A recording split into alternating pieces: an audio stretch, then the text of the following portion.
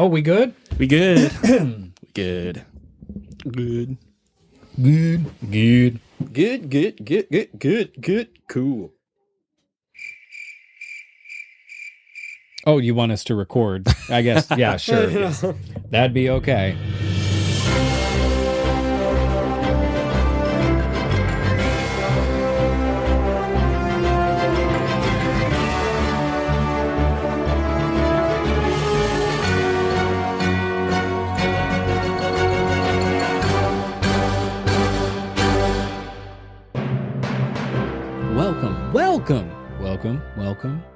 Welcome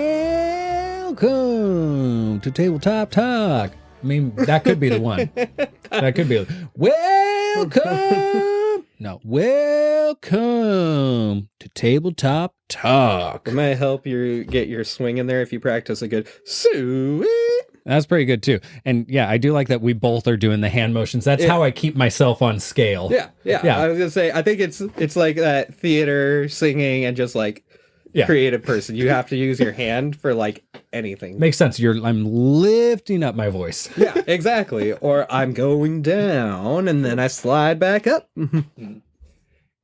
Welcome to Tabletop Talk, where most of the time we have all our hosts. But today, we only have two. You got us, baby. And if you don't recognize our voices by now, go ahead and re-listen to every single podcast and give us a 5-star review. That way, we know when we see those 5-star reviews, we know that you listen to our podcast and you can understand our voices and whose voice is whose. This is true. That makes sense. It tracks for me. So I am your host, Kyle, and with me is our other host. Hold on. No. I'm Kyle. That is Jeremy. Whoa. Let's not get this mixed up here. Okay.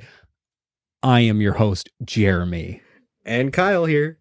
And with us, as always, is the man behind the veil, the man with the headphones on, the man with the plan, our producer. Behind the curtain. The producer, forever producer, as is Kyle, our forever DM, the forever producer, Chris, the producer. What's up? I'm here. So yeah, we're pretty strong. We've got a whole lot of us here. Yep. We got the founding members. Yeah, we do have the founding members. So anyway, because it's just us, I thought, Kyle, you and I would just have a little bit of a just a more casual back and forth talk on kind of starting a new campaign or even finding a party. So like some of the stuff where it's like, hey, where do I start with Dungeons and Dragons? Yeah, I'm down for that. I think that'd be good. So I think the first question I have is, where do you find a party? Where do you find friends to play with? How do you find friends to play with? That's the tough one. I don't know if anyone has a real good answer for that, to be honest. When it comes to me, I've lucked out. You and me have known each other forever, and we just happen to both like Dungeons and Dragons. Same with a few of our other buddies that we went to high school with. But mostly now when I'm trying to find new players, I try to get together some of the old guys, and then I sometimes find coworkers who are in about the same age group, or my wife's friends' husbands sometimes. That's how we got Dr. RPG with us. Yeah, it is kind of interesting to think, like, sometimes I think we network harder to find new D&D players than we network in, like, our career. I will say I do feel like I put way more time, like, trying to find players than I ever have when trying to find a job. Yeah. You're like, how could I get that promotion? Yeah. How could I get that new player in my party? Yeah, we got to do that. So I think that's kind of funny. Like you, I also have had friends that have invited me in to play, or I've played with family. There is a cool thing that I'm going to be doing next year. Next year, with one of our guest DMs, Anthony, I'm actually going to be an advisor for a high school D&D group. And so if you are currently, in high school listening to this podcast, that would be one thing that you could kind of ask your staff to see if anyone would want to do a D&D group. Because you might not know that you have other classmates that are also interested in tabletop gaming. That's true. Yeah, and so that's exciting. We're going to start that next year. I'm very excited, and I think it's going to bring a lot of new insight for me, just seeing how other people play in this newer generation. Right. Have you ever tried like a game store? No, I haven't tried a game store for playing in a new D&D campaign. I'd like to. There's actually one locally that does D&D groups every Wednesday where they just do like drop in. You're talking about the one that you suggested we go to, right? The one in town here? Yeah. And I've seen them at other game stores too. Like in Seattle, they have a few there where, some of them are board game cafes where you can just drop in during certain times, or there's ones where they do, like Magic the Gathering tournaments, and D&D drop-ins, Warhammer. And that's, if you're going to those places, you're bound to meet other people. For sure. I feel like if you have that kind of confidence to go and play like with people you don't really know or whatnot at a game store, that's probably one of the better places to find people without going like through Discord or other like online things to find people to play with. Because I assume we're talking in person, yes, and all. But that'd be my other guess. But I personally, like, everyone seems to think I have like the huge confidence all the time. It's like, no, that's because I keep all the people I like close to me. I'm confident with you guys. You send me to a store, I will be so quiet and awkward, and everyone will be like, is Kyle sick? And my wife will look to you guys and go like, no, this is how he is everywhere else. Well, yeah. I've noticed that too. Yeah. Well, it's so interesting, like trying to find a new group, right, is really tough. For me personally, I absolutely love basketball. But besides like an actual like rec league, if I was going to join a rec league, I just really am hoping this summer there's new basketball courts that were just built a town over, and I'm hoping that they're just drop-in games, and I would just go there and play. But even then, you're like hoping that the other people you're playing with are not going to be crazy aggressive fouling, so I just end up injured at work. Yeah, I think we even were talking about that the other day, right? Playing with people who kind of still play at full anything. And it's like, we're at an age now where we're kind of in the, I just want to casually do this to just keep my mind going, to have fun. Just, we're living life. We're trying to get through, and we just need that little bit of a stress reliever, not a legit competitive league that now I'm stressing about more and probably breaking my leg. Well, yeah, and it's different. So I currently play in a soccer league that it's a rec soccer league, but we play hard, but there's a couple of rules that are eliminated, like slide tackles for injury prevention, right? And so if I'm going to go play drop-in basketball with people I don't know, I'm going to probably show up first with a basketball, maybe shoot hoops in between, and just kind of watch for a second to see. And so I'd assume if you're going to a board game store, I would say just probably having that mindset, go there during their D&D hours and just kind of scope it out and ask if you can just kind of walk around and listen. And then if you find someone that, as at a board game store, where they're like, oh yeah, we have rotating DMs who do one shots, and you find one you like when you're listening to them, I say, just try to get on their schedule. Yeah, no, honestly, I think that's probably the best way to go about it if you don't know enough people. You also have family you can sometimes hit up. Not me. Most of my family did not like any of the stuff I did. My brother, in these later years, he's finally like now interested in trying it all. But of course, he just moved to the other side of the country. So, oh, man. Well, I got lucky with family. I've been playing with the family for a long time now, and it's great. That's such a cool dynamic from being the opposite. I grew up in a family where I literally was the only one who liked this stuff. So, like, I think that actually probably explains why I'm so weird and peculiar on some of the topics that you guys will look at me and go like, why are you asking that? That, like, are you okay or broken? And I'm like, I probably both, not either. Maybe. Yeah. We'll cut back to, I'm going to just give a quick peek over at Chris. Chris, has Kyle called himself broken, and sick in the same episode. This episode.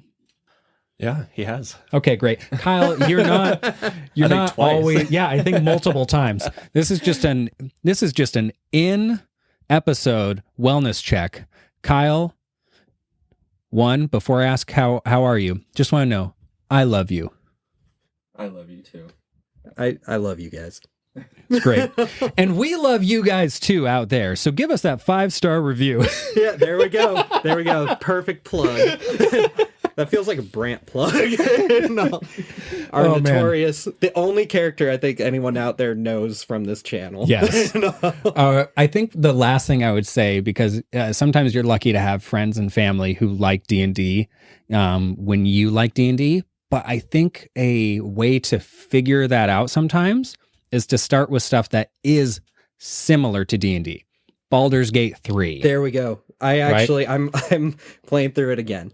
I can't tell you how many times now. Yeah. But So like Baldur's Gate 3 ignited a lot of people to play D&D. Watching Stranger Things ignited a lot of people to play D&D. watching Vox Machina. Vox Machina, Delicious in Dungeon, a lot of stuff that is about or surrounding the idea. You can be like, hey, are you watching this show? Watch this show. And then if you get a couple people who are watching the show, you can just be like, do you guys want to like try Baldur's Gate? Yeah, honestly, I think nowadays it's so much easier to convince somebody to play D&D. Mixture of, you just see more of it in the culture. All the kids whose parents in school were like the ones that I think had to deal with the ridicule of being a D&D player, or like had to be a closeted nerd and all. Like, Yeah. all of their kids grew up playing it. I think we're seeing now that showing, because we've talked about before, like we've given like Critical Role their fair share of credit and all, but I think it's also just good timing on the generational changing. Oh, yeah, I think Rick said that in a recent episode, I that think he so was too, talking yeah. about how we're at this beautiful like golden age of D&D. Yeah, it's honestly, I talk to anybody, and now I'm willing to say I play D&D, or I collect Marvel Crisis Protocol, or I play Magic. There used to be a point I wouldn't mention it unless it was like the people I knew, or somebody who gave enough of an indication they liked what I did. You know, they drew their half of the fish in the sand so we'd know each other and all. But from there, it's now we're at a point that I think it's just so easy to find like coworkers or family or anyone you can easily convince them, I think, and put on Lord of the Rings. That's a great way to get people into it. Oh gosh, yeah. Every time I watch it or read the books. I got to pour one out for Rick not being here when Lord of the Rings is mentioned. I know. He's going to listen to this episode and be like, are you, what? No, you're not allowed to mention Lord of the Rings without me on the podcast. Yeah, we may need to like tell him we didn't like let this one air. Maybe and I'll just tell him not to listen that week. Maybe or right now, Well, like listen, Rick, if you're listening, I think Kyle and I are just going to spend the next 20 minutes talking about Lord of the Rings and lore. Yeah, actually, fun fact about Tom Bombadil. Okay, so to recap, friends and family, see if anyone is interested in Dungeons and Dragons. If not, I would see if they're interested in any other types of board games that are kind of like tabletop games.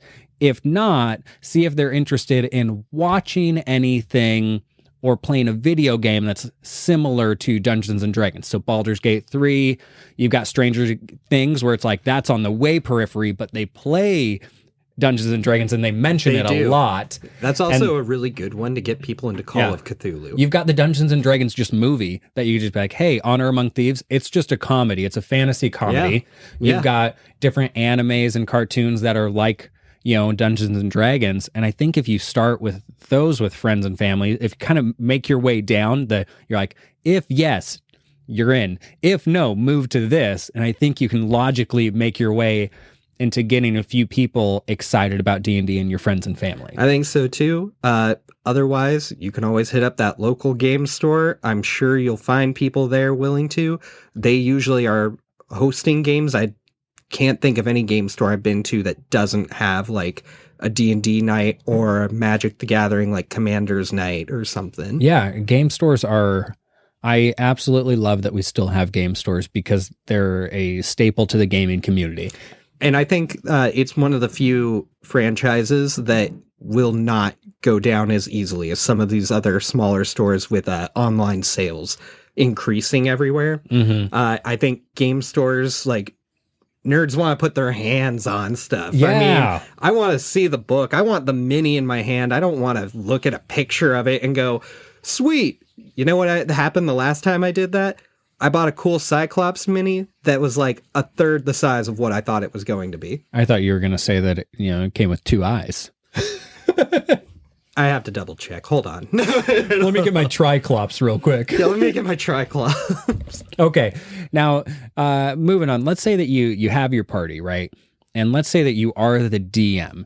You're going to DM this new campaign. When players are creating characters, for stats, do you prefer them to do a stat roll, a standard array, or a point buy system, or a combination? Well, I definitely don't do point buy system. Just bad experience in the past. On when I first started, someone convinced me to try it, and I had no clue what I was doing. I made just like the worst stat like monstrosity ever. He wasn't good at anything. Like, he wasn't bad at anything, but it was so mid-ranged because I just didn't know what I was doing, and I've never been able to get over it. I could probably make a perfect character now using it. You made the C+ character. Yeah. You're like, they're passing, but that's about it. Yeah, they ain't gonna be valedictorian. Yeah. So funny. Okay, so standard array or stat roll? For me, I like to do the stat roll. I like to have them roll the dice, 4, pick the top 3, call it good. Okay. I've done stat roll and standard array in the past, and as a DM, I don't care either way whether it's a stat roll or a standard array because the character is going to come out anyway. And so I just let them choose between those because I feel like if I don't do a point buy system for that, because I feel like a lot of times with players, just give them 2 choices. They'll ask you about a third if they want the third. Yeah. But a lot of times you go A or B and they say A or they say B and you go, great, moving on, right? Yeah. And so I like that because it'll give the more chaotic players like myself the chance to stat roll because you're like, I'm going to get a really great player, a mid player, or a horrible player. It's going to be really funny. There's no in between. No. Or the standard array, which that's, I did point by way back in the past when I wanted to just min-max the heck out of a player. Yeah. Standard array is fun because it's just so quick, right? You can just make a character like that.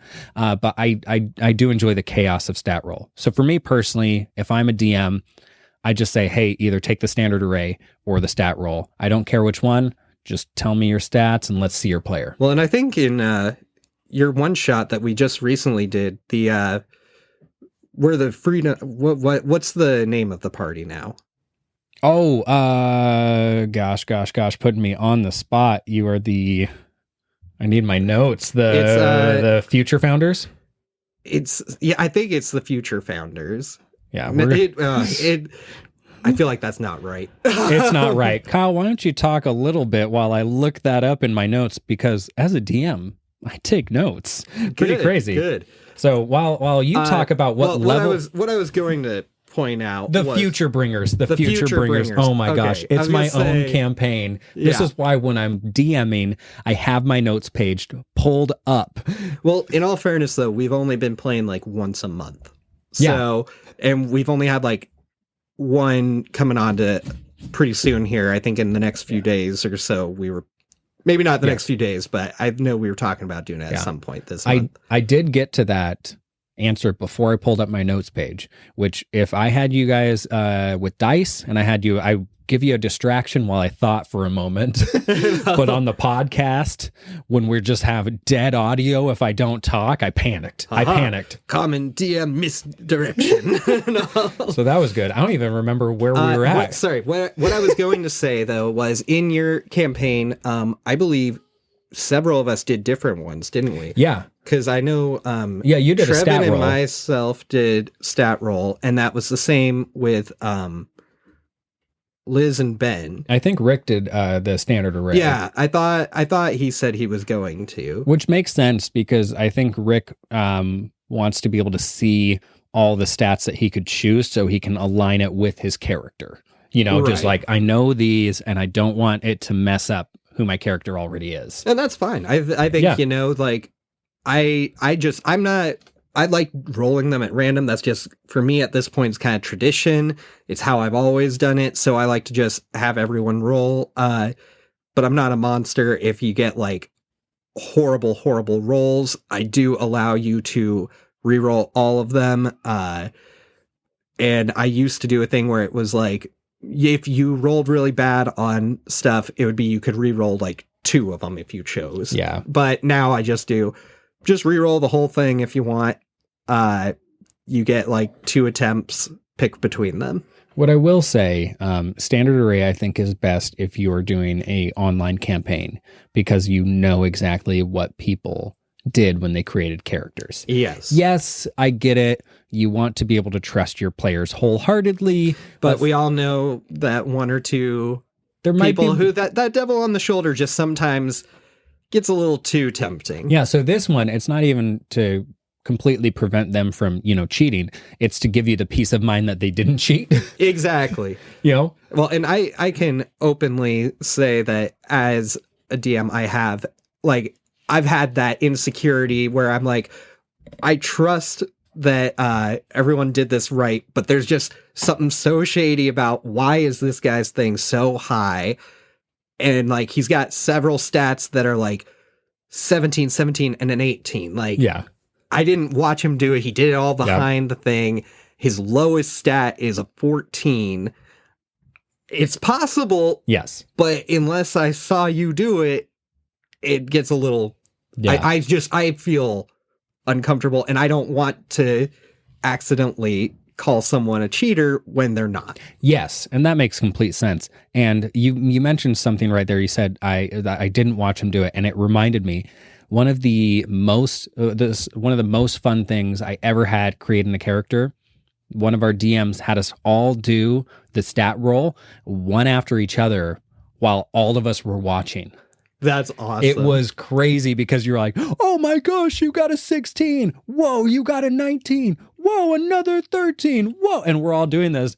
And it got to me and it was like 10, 11, 13. Okay. 10, 9, 8. So, I guess I have a question then. That's I think a good follow-up on this. What's a good level that you like to start your players at when you're starting either like a campaign or a one-shot?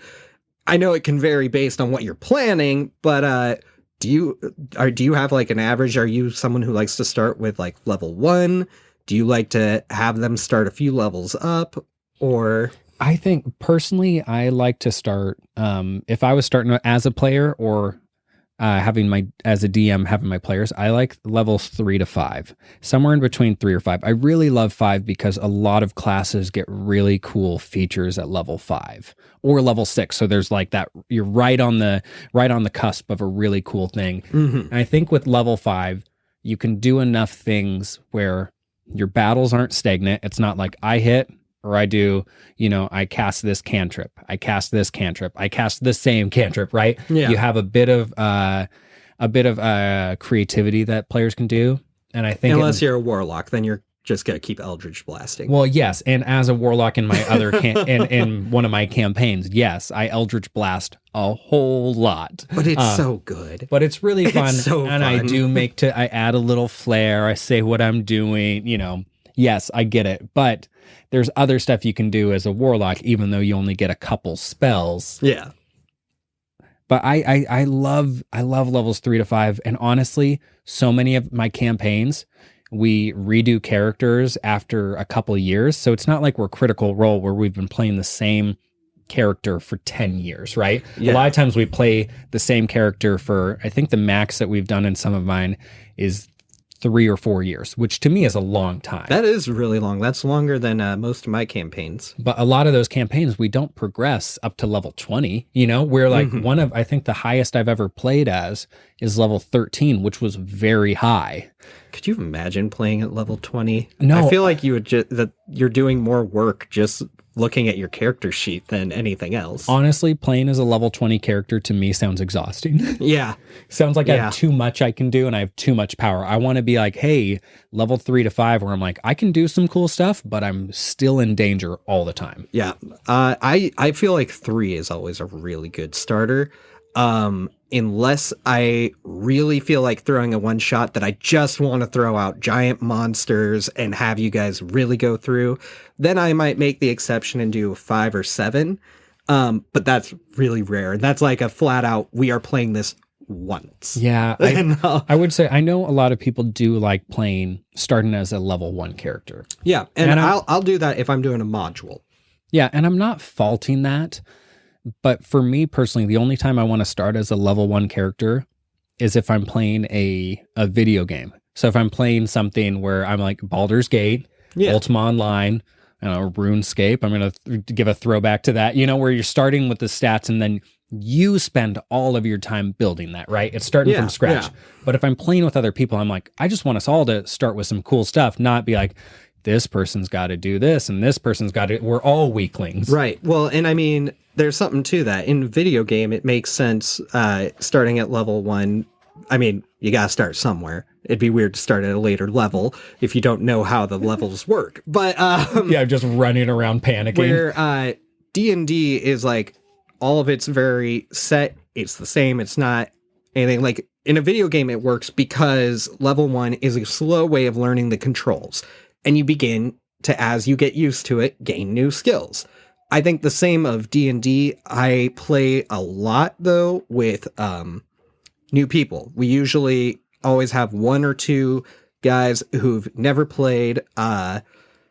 And so I don't like to go higher than 3 for the starting thing because I get worried that that person will feel overwhelmed if I give them more. Because 3, I feel like you get your veteran players who feel like, all right, I got a few different things I can do. It's not ideal, but I can at least do something here. And it's still plenty of options for your new player without feeling like, hey, here's like a semi's worth of knowledge and all. Yeah, no, I agree. I think level 3 is a very, very, it's a nice sweet spot for starting. I personally like level 5 a lot of times because it's just a really cool level, and it's like you're saying that to your players, like, hey, you guys are already kind of some experts, right? You got some good backing, you've got some good fame, right? Or you're in your field, you're doing well. Yeah. Well, and in your campaign, I know we started off as level 5, and that was pretty fun for me because I don't get to play very often, and that means I don't usually get to play higher levels. Yeah, so it was cool. Yeah, I think when you're starting a new campaign, some of this stuff is boring, to think of like, hey, should I have them do standard array? Should I have them do point buy? Should I have them do a stat roll? Right? But it's so important. It may be boring, but it is the most important thing to know. And honestly, it might seem kind of like it doesn't matter to you. Like for me as a DM, when I was like, it doesn't matter if you guys chose stat roll or standard array, but I'm not saying like, hey guys, it doesn't matter. This thing kind of sucks. I'm saying whichever you choose, I'm going to go with. And then you're like, oh, okay, I get to choose. Okay, well, I'll do this. I'll do that. So I think overlooking some of the stuff that seems maybe a bit more boring or monotonous, just at least give it a try with some thoughts. And I hope we've given you a couple ideas on where to find players, how to kind of start your campaign. Yeah. Hopefully you guys got some stuff out of this. I thought it was fun. Yeah, I thought it was great too. And I'd like to end with just saying, shout out to our audience. We've gotten a lot of really good feedback, and I would say just continue. Actually, lately we've been getting more comments lately, and I know there's been a lot of people that you've talked to outside of the show. I've talked to a couple people, but sorry, I didn't mean to cut you off. Go on. No, it's okay. I was just going to say, continue to just hammer that feedback to us. Tell us what you like. Tell us what you want to listen to in the future. If you have like a problem or something that's coming up in your current campaign, Send us something, and then we'll actually look at it. Yeah, what are our socials? Where can we even get reached at? Well, I would love to tell you, but producer Chris over there has definitely been itching. Buddy, old pal, it's up to you. It's a me. Hold on while I get to my page. See, producers also have the same issues dungeon masters do. You can find us, obviously, wherever you're listening to this podcast on. So make sure you're hitting that follow button. That way you are notified whenever we upload. Also, we are on X at TT Talk Pod. So you can go over there, sound off on whatever is on your mind, and let us know what you think as well.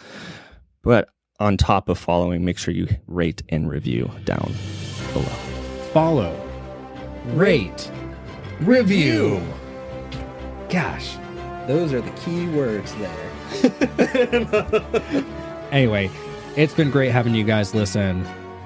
This is Jeremy. With me is Kyle. With me is producer Chris. You will hear from us next time. I'll get that down. You'll hear from us next time. One of these days, we won't sound as incompetent as we are. See you around. Love you guys. Bye.